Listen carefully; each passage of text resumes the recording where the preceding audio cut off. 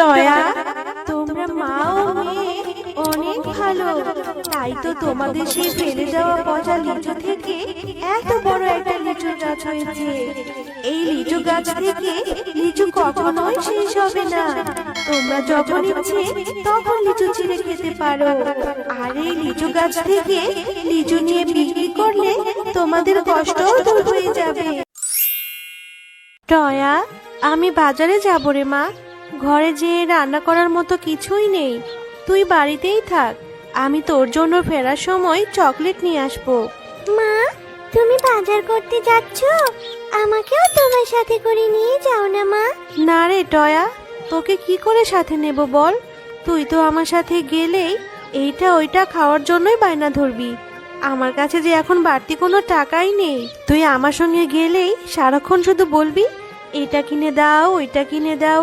এত কিছু কিনে দেওয়ার মতো টাকা যে আমার কাছে নেই এখন। তুই বাড়িতেই থাক রে মা। মা, ও মা, আমি কিচ্ছু খাওয়ার জন্য একটু বায়না করব না। তুমি আমাকে একটু চকলেট কিনে দিও, তাহলেই হবে। তবু আমাকে তোমার সঙ্গে করে নিয়ে যাও না মা। আমার যে বাড়িতে একা একা থাকতে একদম ভালো লাগে না। আমার কাছে যে টাকা আছে সেই টাকা দিয়ে তো ঠিক মতো বাজারই করতে পারবো না রে মা। তুই কিন্তু কোনো কিছু খাওয়ার বায়না ধরবি না। আয় তো আমার সাথে, তাড়াতাড়ি চল, দেরি হয়ে যাচ্ছে।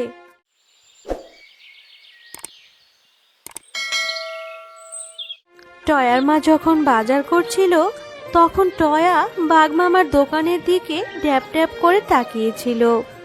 ও মা, মা, ওই যে দেখেছো বাঘ মাম্মা কি সুন্দর লিচু বিক্রি করছে। কি সুন্দর লিচু সুঘ্রাণ বের হয়েছে মা।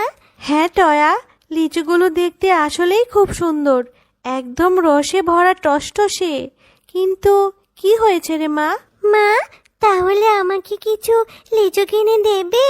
ওই লিচুগুলো দেখতে তো খুব লোভনীয় মনে হচ্ছে। মনে হয় খুব সুস্বাদু হবে খেতে। আমার যে লিচু খাওয়ার জন্য খুব লোভ হচ্ছে মা। আমাকে কিছু লিচু কিনে দাও না মা। টয়া, এর জন্যই আমি তোকে বলেছিলাম আমার সঙ্গে বাজারে আসতে হবে না। আমার কাছে যে অত টাকা নেই রে মা। আর লিচুর দাম যে এখন অনেক টাকা। এত টাকা আমি কোথায় পাবো? এমনি বাজারে আজ এসে সবজির যে দাম, আমার তো সবজি কেনাই হচ্ছে না। মা, ও মা, আমার যে খুব খেতে ইচ্ছে করছে। অল্প কিছু লিচু কিনে দাও না মা। আচ্ছা ঠিক আছে, চল। বাঘমামা যদি বাকিতে কিছু লিচু দেয় তাহলে আজকেই তোকে লিচু কিনে দেব মা, নয়তো পরে একদিন। বাঘমামা, আপনার দোকানে লিচুগুলো দেখতে খুব সুন্দর লাগছে, একদম রসে ভরা টসটসে। তা মামা, লিচুগুলো কত করে বিক্রি করছেন? আমার কাছে কিছু লিচু বাকিতে বিক্রি করবেন? আমি আপনাকে 2-3 দিন পরেই টাকা পরিশোধ করে দেব। আরে শেফা, লিচু নিবি তাও আবার বাকিতে? আমি বাকিতে কোনো লিচু বিক্রি করি না। যদি নিতে হয় তাহলে 100টি লিচু নিতে হবে। আর 100টি লিচুর দাম 400 টাকা। আগে 400 টাকা দে, তারপর লিচু নিয়ে যা। আমার দোকানে কোনো বাকিতে লিচু নেই রে। বাঘমামা, আমার মেয়েটা যে লিচু খাওয়ার জন্য খুব বায়না ধরেছে, অল্প কিছু লিচু দিন। দিন না বাঘমামা, আমি 2-3 দিন পরে এসেই আপনার বাকি টাকাটা দিয়ে যাব। আরে শেফা, এত জ্বালাস না তো। যা তো এখান থেকে, যা টাকা নিয়ে আয়, তারপরই লিচু পাবি। টাকা ছাড়া কোনো লিচু পাবি না। এখন এখান থেকে দূর হতো, আমাকে অন্য একটা কাস্টমার ধরতে দে। আচ্ছা ঠিক আছে বাঘমামা, কিছু লিচুর জন্য আপনি কতই না কথা শোনালেন আমাকে। অথচ আমার স্বামী যখন বেঁচে ছিল তখন আপনাদের কত সাহায্য করেছে। দিতে হবে না, হবে না লিচু আমাকে, আমি চলে যাচ্ছি।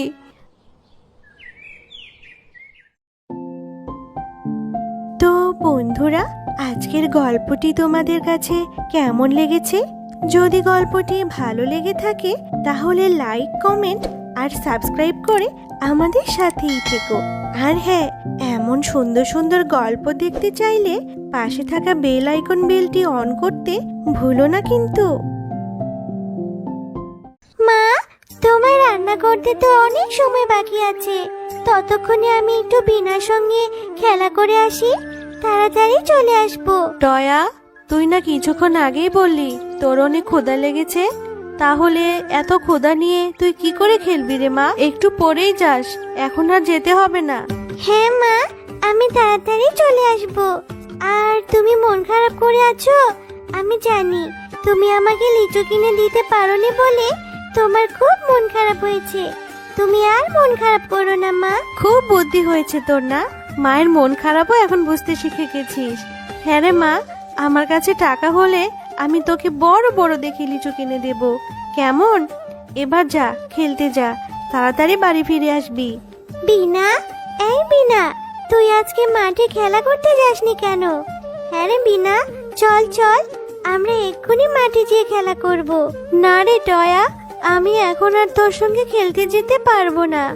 আমার মা যে আমাদের বাড়ির পেছনে লিচু গাছ থেকে অনেক লিচু পাড়ছে, আমার মা আমাকে সাহায্য করতে যেতে বলেছে। আমি এখন আমার মায়ের কাছে যাব।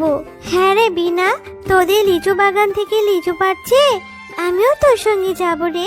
আমি তোর সঙ্গে গিয়ে তোর মাকে কাজে সাহায্য করব। যদি তোর মা আমাকে কিছু লিচু দেয়, আমি লিচু খেতে পারবো। আচ্ছা টয়া, তাহলে তুইও আমার সঙ্গে চল। মা, তোমার লিচুগুলো পাড়া হয়ে গিয়েছে?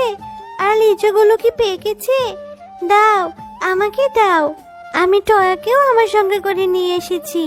টয়াও নাকি লিচু খাবে, ওকেও কিছু লিচু খেতে দাও না মা। আজ আর লিচু পারবো না রে বিনা, চল বাড়িতে চলে যাই। আমাকে আর তোর সাহায্য করতে হবে না। আর টয়াকে বলছিস লিচু দেওয়ার কথা? 1 কেজি লিচুর দাম কত জানিস?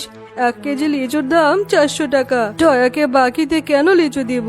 কাকিমা, তোমাদের বাগানে তো অনেক লিচু হয়েছে, ওখান থেকে আমাকে না হয় একটা লিচুই দাও। টয়া, তোদের মতো ফকিরদের নিয়ে আর পারি না। আমার মেয়েটাকে পটিয়ে পটিয়ে ঠিকই নিয়ে চলে এসেছিস লিচু খাওয়ার জন্য। আমি তোকে ফ্রিতে কেন লিচু দেব? আমি তোকে ফ্রিতে কোনো লিচু দিতে পারবো না। যা এখান থেকে যা তো। মা, লিচু গাছে তো অনেক লিচু হয়েছে। মা, তাহলে তুমি টয়ার সঙ্গে এরকম ব্যবহার কেন করছো? ওকে কিছু লিচু দিয়ে দাও না মা, ওরা তো অনেক গরিব। ওরা তাহলে লিচু খাওয়ার জন্য টাকা কোথায় পাবে মা?